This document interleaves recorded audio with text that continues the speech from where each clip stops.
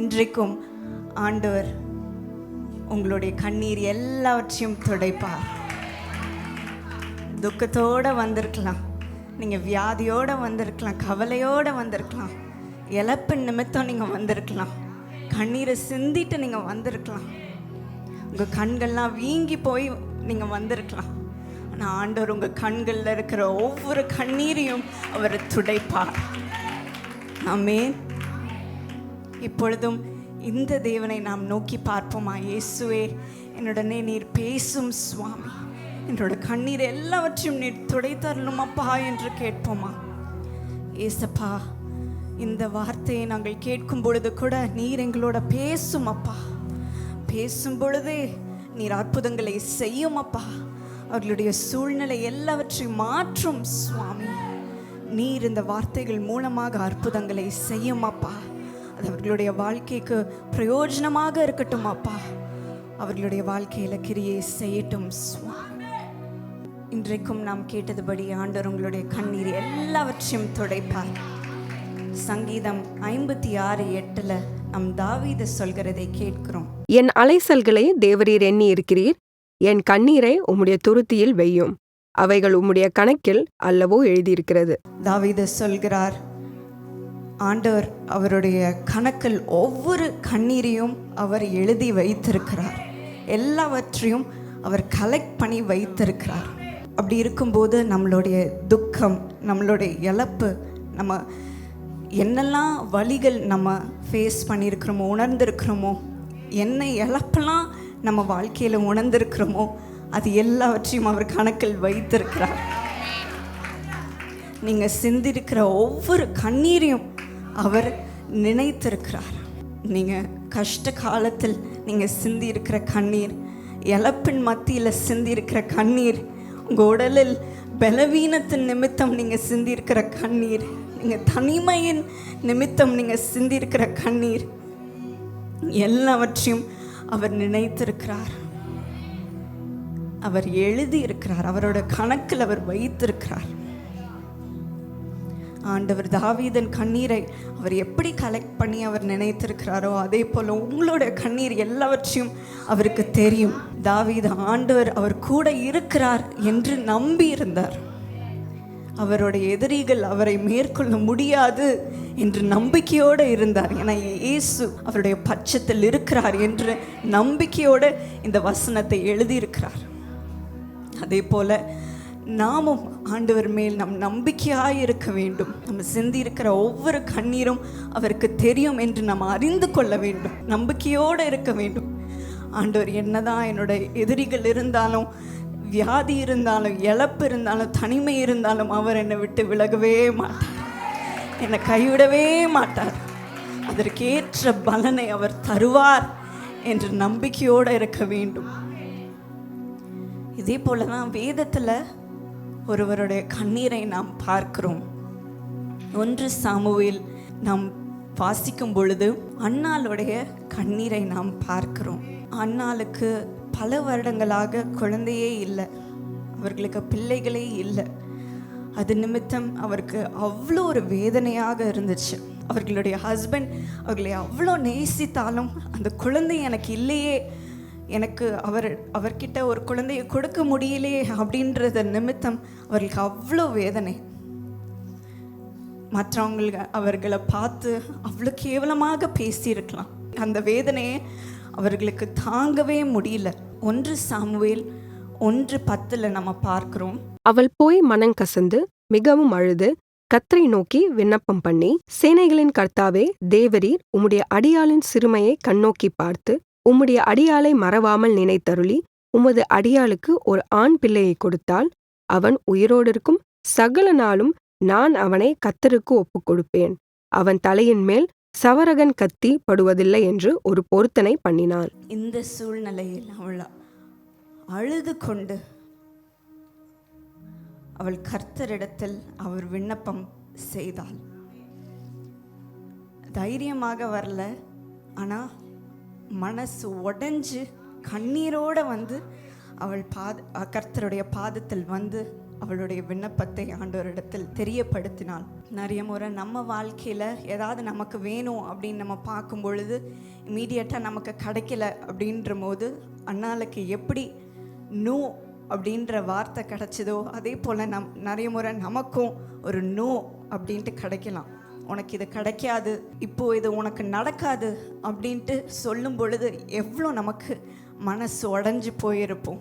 நிறைய நாள் நம்ம ஒரு வேலைக்காக நம்ம காத்திருக்கலாம், இல்லைன்னா ஒரு குழந்தைக்காக காத்திருக்கலாம், திருமணத்துக்காக காத்திருக்கலாம், ஒரு நல்ல வாழ்க்கைக்காக காத்திருக்கலாம், குடும்பத்தில் ஒரு சமாதானத்துக்காக காத்திருக்கலாம். எனக்கு கல்யாணம் ஆயிடுச்சு, எனக்கு எல்லாமே இருக்குது, ஆனால் ஒரு சந்தோஷம் இல்லையே அப்படின்னு நீங்கள் சொல்லலாம்.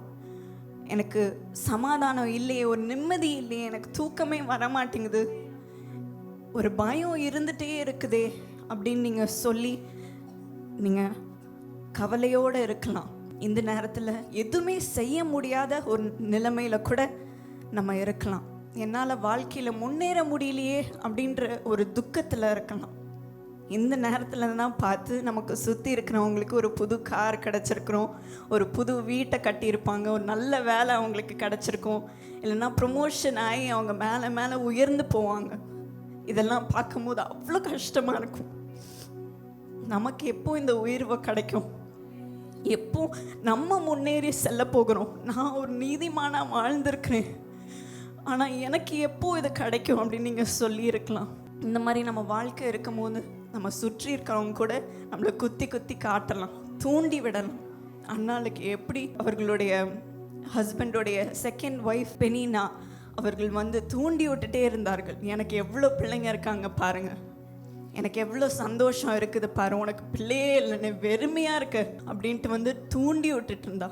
அதெல்லாம் கேட்கும் பொழுது அண்ணாளுக்கு அவ்வளோ கஷ்டமாக இருந்துச்சு. எனக்கு ஒரு லவ்விங், ஒரு அன்பான ஒரு கணவர் இருக்கிறார், ஆனால் எனக்கு பிள்ளை இல்லையே அப்படின்ற கஷ்டம் அவங்களால தாங்கவே முடியல. அதே போல் நீங்களும் சொல்லலாம், என்னை சுற்றி இருக்கிறவங்க என்னை கேள்வி கேட்டுகிட்டே இருக்காங்க, நான் எப்படி முன்னேறது, எப்படி என் முகத்தை காட்டுறது இந்த உலகத்தில் அப்படின்னு சொல்லி நிறைய பேர் உங்கள் வீட்டுக்குள்ளே கூட நீங்கள் பூட்டி கொண்டு இருக்கலாம். இந்த நிலைமையில் அன்னாள் இருந்தாள். ஆனால் அவள் வீட்டில் பூட்டி கொண்டு இல்லை, அவள் கர்த்தரின் ஆலயத்துக்கு அவளுடைய விண்ணப்பத்தை அவள் தெரிவுபடுத்தினாள். கர்த்தர் எனக்காக நீதி செய்வார் என்று நம்பிக்கையோடு வந்தாள். அவள் அழும்போது ஆண்டவரிடத்தில் பேசும் பொழுது அவருடைய விண்ணப்பத்தை அவரிடத்தில் தெரிவுபடுத்தும் போது, ஜெபிக்கும் போது, ஏலி என்ற அந்த ஆலயத்தில் இருக்கிறவர் அன்னாளை பார்த்து, நீ குடிகாரி போல ஏன் உளறிட்டு இருக்கிற, நீ போய் தெளிவாயிட்டு ஜெபி அப்படின்ட்டு அவர் சொல்கிறார். அந்த மாதிரி இருந்துச்சு அவர்களுடைய ஜெபம். அவர்கள் கண்டுக்கவே இல்லை, யார் பார்க்குறா, யார் என்னோட துக்கத்தை அறிஞ்சிருக்கிறா, நான் ஜெபிக்கும் போது எப்படி இருக்கேன் அப்படின்லாம் அவங்க கண்டுக்கவே இல்லை. நான் ஆண்டவருடைய சமூகத்துக்கு என்னோட இருதயத்தில் இருக்கிறத எல்லாத்தையும் நான் கொட்ட போகிறேன், ஆண்டவர் எனக்கு நீதி செய்வார் என்ற நம்பிக்கையோடு வந்தாங்க. அவர்கள் எல்ரோயி, என்னை காண்கின்ற தேவன் என்னை பார்த்து எனக்கு நீதி செய்வார் என்ற நம்பிக்கையோடு ஜெபித்தார்கள். இதே நிலைமையில் நீங்கள் எல்லாரும் நீங்கள் ஜெபித்திருப்பீங்கன்னு நான் நம்புகிறேன். நீங்கள் ஜெபிக்கிற ஜெபம் யார் பார்த்தாலும் சரி, ஆண்டவர் பார்க்குறார். நீங்கள் எப்படி இருந்தாலும் பரவாயில்ல, நீங்கள் கண்ணீரை விட்டு ஜெபிச்சாலும் ஆண்டவர் அந்த ஜெபத்தை மறக்க மாட்டார். எல்லாவற்றையும் அவர் கணக்கில் வைத்திருக்கிறார். உங்கள் கண்கள்லேருந்து ஒவ்வொரு கண்ணீரையும் அவர் கணக்கில் வைத்திருக்கிறார். அன்னாளுக்கு செய்தது போல ஆண்டவர் உங்களுக்கும் செய்வார். இந்த பிள்ளைக்காக விண்ணப்பம் பண்ணினேன், நான் கர்த்தரிடத்தில் கேட்ட என் விண்ணப்பத்தின்படி எனக்கு கட்டளையிட்டார். அந்த குழந்தையை கையில் கொண்டு இந்த காரியத்தை அதே ஆலயத்தில் அன்னாள் சொன்னாள். அதே போல் உங்கள் ஒவ்வொருவருக்கும் செய்வார். நீங்கள் இதே ஜெபகோபுரத்துக்கு ஒரு புது குழந்தையை உங்கள் கைகளில் கொண்டு ஆண்டவரிடத்தில் நீங்கள் பிரதிஷ்டை செய்வீங்க. ஒரு வெட்டிங் இன்விடேஷனோடு நீங்கள் ஆண்டவருக்கு நன்றி சொல்வீங்க. உங்கள் கடன் எல்லாவற்றையும் அடைத்து காணிக்கையோட கையில் நீங்கள் வருவீங்க. அவ்வளோ ஆண்டவர் உங்களை ஆசீர்வதிப்பார். ஒரு புது வேலையோட ஃபஸ்ட்டு சேலரியோடு நீங்கள் வந்து ஆண்டவருக்கு நன்றி சொல்வீங்க. ஒரு புது பைக், ஒரு புது காரில் நீங்கள் வந்து ஆண்டவருக்கு நன்றி சொல்வீங்க. விடுதலையோடு வருவீங்க, உங்கள் ஹஸ்பண்டோடு வருவீங்க, உங்கள் ஒய்ஃபோடு வருவீங்க, உங்கள் பிள்ளைகளோடு வந்து ஆண்டவருக்கு நன்றி சொல்வீங்க.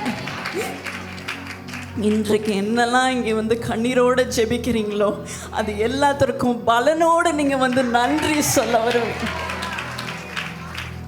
அந்த அளவுக்கு ஆண்டவர் உங்களை ஆசீர்வதிப்பார்.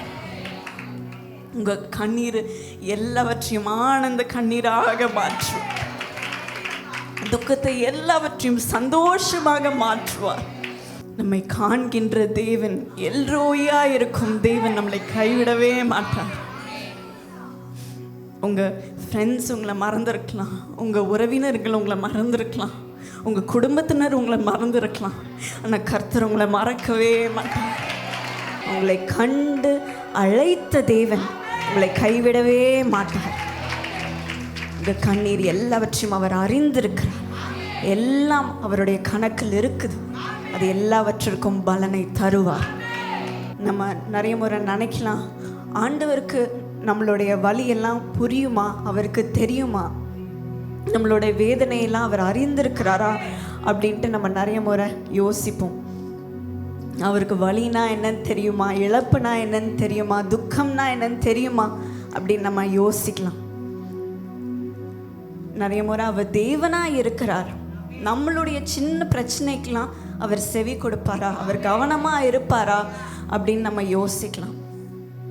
ஆனால் அது பாவமாக இருக்கலாம், பயமாக இருக்கலாம், மன அழுத்தலாக இருக்கலாம், தனிமையாக இருக்கலாம், குழப்பமாக இருக்கலாம், இழப்பாக இருக்கலாம். என்ன வேதனையாக இருந்தாலும் ஆண்டவருக்கு அது தெரியும். அவர் அதை உணர்ந்திருக்கிறார்.